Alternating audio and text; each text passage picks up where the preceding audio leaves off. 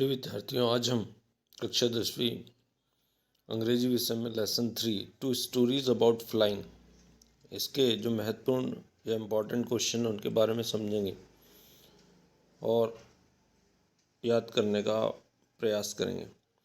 तो पहला क्वेश्चन है इसमें कि why was young seagull afraid to fly. तो छोटा सीगल उड़ने से क्यों डरता था? तो उसको डरने का क्या कारण था? तो the young seagull was afraid to fly, he was hesitant to take his first flight. तो डरने का उसका कारण क्या था कि उसकी पहली उड़ान थी, इसलिए वो उड़ने से डर रहा था। दूसरा क्वेश्चन है they were beckoning to him calling shrilly, why did the seagull's father and mother threaten him and cajole him to fly. तो वे उसे डांट रहे थे, उस पर चीख रहे थे। सीगल के माता पिता उसे क्यों धमका रहे थे और उड़ने के लिए क्यों फुसला रहे थे? तो कारण उसका क्या था कि the young seagull was scared of his first flight. He could not gather courage to fly. The seagull's father and mother taunted him, threatened him to let it starve if he did not try. They knew if he did not fly, he would starve to death. They did all this because they wanted him to live. तो माता पिता उनको डांटने का जो कारण था मुख्य रूप से कि वह उड़ना सीख जाए। अगर वह उड़ना नहीं सीखेगा तो उसे भूखा रहना पड़ेगा, तो इसलिए उसको बार बार धमका रहे थे कि वो उड़ना सीख जाए। अगला क्वेश्चन है the sight of the food maddened him, what does he this suggest and what compelled the young seagull to finally fly. तो भोजन को देखते ही वह पागल सा हो गया। मैडन्ड यानी पागल सा हो गया। इस वाक्य का क्या आशय है? छोटा सीगल किस मजबूरी में आखिरकार उड़ा? तो इसका जो आंसर होगा कि the young seagull was hesitant to fly and was acting like a coward. His family left him alone to starve as they wanted to teach him to get his own food. As he saw his mother coming with fish, he got excited and dived straight at the fish. He forgot that he was afraid of lying. Since he was starving, he got so maddened by the sight of food which compelled him to finally fly. तो इसका जो Hindi translation है वो नीचे दिया गया, उसको पढ़कर आप आसानी से समझ सकते हैं। फिर अगला क्वेश्चन है What happened when young seagull dived at the fish picked up by his mother? तो जब छोटा सीगल मछली के टुकड़े की तरफ झपट्टा मारा तो उसकी माँ ने उस टुकड़े को उठा लिया, तब क्या हुआ? तो when the seagull dived at the fish, he fell outward and downward into space with a loud scream. A monstrous terror seized him. His heart stood still. The next moment he felt his wings spread outward and he could feel the tips of his wings cutting through the air. He started flying. तो जैसे ही seagull ने मछली की तरफ झपट्टा मारा तो वह एक जोर की चीख के साथ गिर पड़ा और इस प्रकार वो आगे बढ़ा और खुद हवा में गिरकर उसने उड़ना प्रारंभ किया। तो इसी के बारे में दिया गया है। अगला जो क्वेश्चन है कि what compelled young seagull to take his first flight. तो छोटे सीगल को पहली उड़ान के लिए किसने मजबूर किया? तो कौन सी ऐसी चीज़ थी जिसके कारण उसने मजबूरी में उड़ना सीखा? तो यंग सीगल वॉज स्टार्विंग। तो यंग सीगल जो था बहुत भूखा था। He got maddened by his sight of food and that only compelled him to finally fly.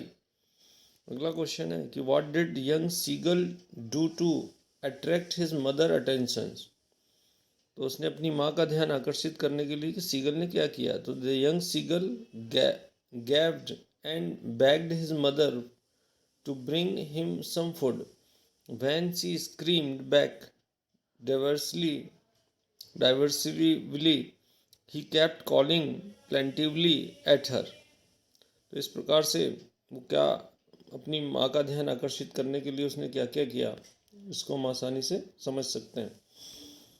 फिर अगला जो सेकेंड पार्ट है इसमें, द ब्लैक एरोप्लेन, ये भी उड़ने से संबंधित है, फ्लाई से संबंधित। तो यहाँ पर जो इसमें है कि I will take the risk, what is the risk and why does narrator take it. तो यहाँ जो कथाकार है वो कौन सा जोखिम उठाता है, क्यों उठाता है। तो the risk of flying the old Dakota aeroplane into the storm, the narrator takes his risk, the risk because he wanted to get home and have breakfast. अगला क्वेश्चन है, why does the narrator say I landed and was not sorry to walk away from the old Dakota. तो जो कहानी बनाने वाला जो कथाकार है वो क्यों कहता है कि मैं उतरा और मुझे पुराने डेकोटा को छोड़ने में जरा भी बुरा नहीं लगा। The narrator said this because he had scary and horrible experience flying that old Dakota. He was happy that he had landed the plane safely, and that is why he was not sorry to walk away. Long question answer में है कि describe the narrator experiences as he flew the aeroplane into the storm. तो जब कथाकार ने हवाई जहाज को तूफान में उड़ाया तो उसका क्या अनुभव था, उस अनुभव का वर्णन करना है। तो as the narrator flew the aeroplane into the storm, suddenly he found himself surrounded by clouds. He was unable to see anything. The aeroplane twisted in the air. The instrument like radio compass stopped working. He felt lost in the storm. Then he saw a black aeroplane close to his Dakota which had no light on its wings, but he could see the pilot who was guiding him. As the narrator landed safe, the plane disappeared all of a sudden. तो यहाँ इसका क्या अर्थ है, तो इसको और हिंदी अनुवाद भी आप देख सकते हैं, हिंदी में ट्रांसलेशन दिया गया है नीचे। अगला क्वेश्चन है कि what made women in control centre look at the narrator strangely. तो कंट्रोल रूम में बैठी महिला ने कथाकार को अजीब तरह से क्यों देखा। तो when the narrator asked the lady about the mysterious aeroplane that had guided him and brought him back safely through the dark cloud, she looked at him strangely that woman had not seen any other aeroplane on the radar. As per her, there was no other plane in the sky, so she gave him a puzzled look. तो उसको महिला ने अजीब नज़रों से क्यों देखा, क्योंकि वो दूसरा एरोप्लेन वहाँ पर बिल्कुल दिखाई नहीं दिया और कोई एरोप्लेन वहाँ पर था ही नहीं। अगला क्वेश्चन है, describe the sky when Dakota took off from Paris. तो जब डेकोटा ने पेरिस से उड़ान भरी तब आसमान का वर्णन करना था, ये आसमान किस प्रकार का था। तो when Dakota took off from the Paris, it was a night time, the moon was coming up in the east behind the narrator and the stars were shining in the clear sky above him, there was not a single cloud in the sky. Next question है कि what difficulties did the narrator face while flying in the storm. तो कथाकार को कौन कौन सी परेशानियां plane को उड़ाते समय हुई इसके बारे में बताना है। तो as the pilot flew inside the cloud, everything was suddenly black. It was quite impossible for him to see anything outside the aeroplane.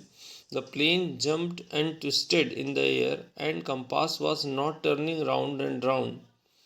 It was dead.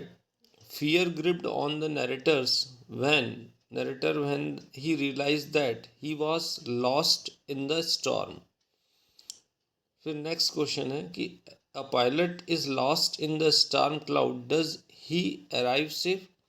Pilot बादलों के तूफान में खो गया था, क्या वह सुरक्षित पहुंचता है। तो as soon as the pilot realized that he was lost in the storm, there came another black aeroplane near his plane.